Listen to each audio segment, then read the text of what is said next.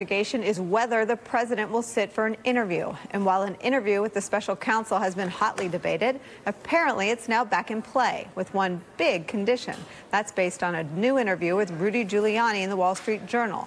It reports, quote, the president's legal team is open to him answering questions about possible collusion with Moscow, Mr. Giuliani said, but is less willing to have Mr. Trump discuss questions about obstruction of justice.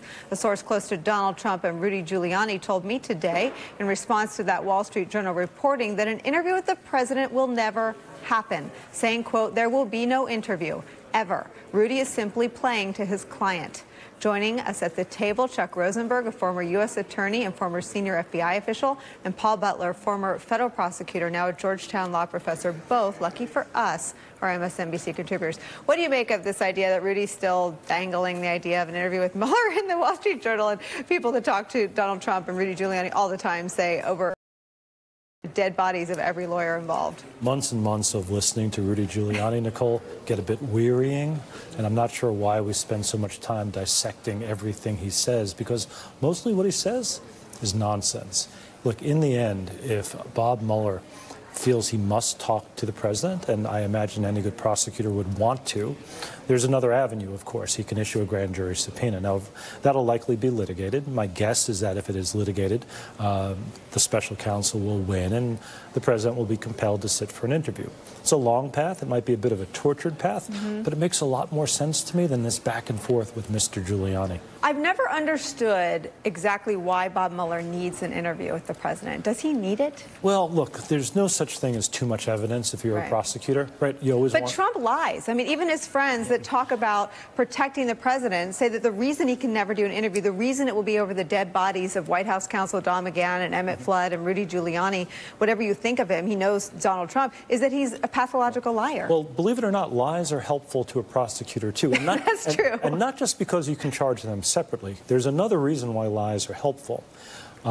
People who lie box themselves into a corner, right? They've committed themselves to a story, and you know what the story is. Even if you don't believe it, you know what the story is. And so subsequently, at trial or some other proceeding, they're stuck, right? And disproving a lie, proving that they lied, to put it in plain English, is sometimes just as valuable to a prosecutor as obtaining the truth. And if you look at special counsel investigations into White Houses, it's often perjury and obstruction of justice that takes down the most senior officials. Well, that's right. So it's always the cover-up. And Martha Stewart, and we hear that over and over. But there is that separate reason why lies are valuable. And so when I was a federal prosecutor, I would have this conversation with our agents. I would always say, even if they're lying, even if you're frustrated, keep talking. Keep them talking. Just not a problem with Donald.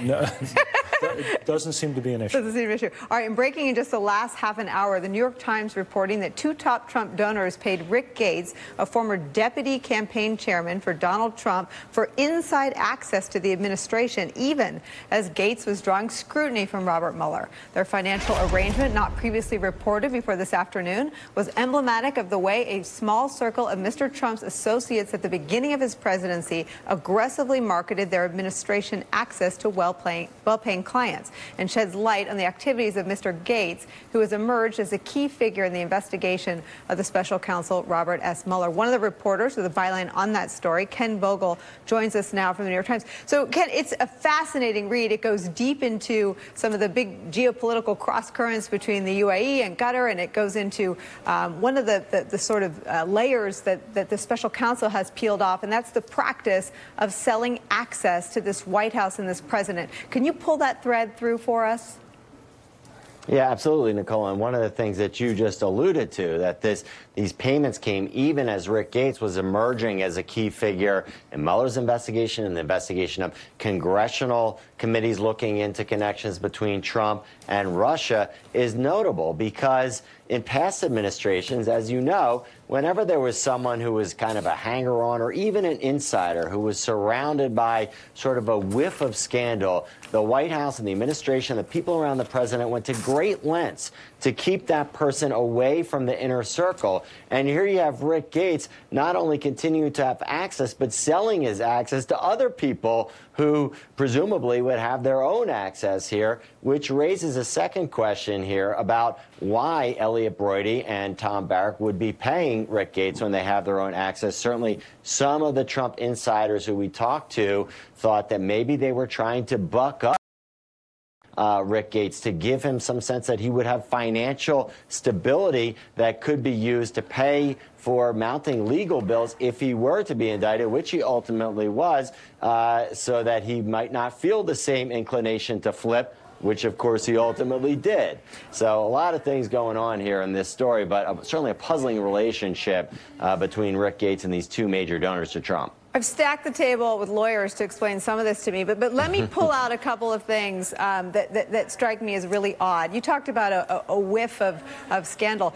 Paul Manafort was covered in a stench of dirty business. He did a book of dirty business that any Republican living or working in Washington, D.C. has known about for decades. So why was there any doubt that Gates, I mean, it would seem preordained that Gates would get ensnared in pretty grave legal trouble by the time Manafort was under that kind of scrutiny? Yeah, that's right. And there were people who were around the president who did try to keep Rick Gates away. But one of the things that Rick Gates had going for him that allowed him to continue to have at least some access to the administration was the blessing, or the perceived blessing, of Tom Barrack, one of Donald Trump's actual friends and a major donor who was the chair of the inaugural committee for which Rick Gates worked. Tom Barrack actually had Rick Gates open an office in D.C. for Barrack's firm. So this was seen as something that was not so easy to ignore by even folks around Trump who thought better of having Rick Gates with this looming cloud of scandal hanging over him around the White House and around the administration. And Rick Gates, not a household name the way some of these other characters are, but he's now working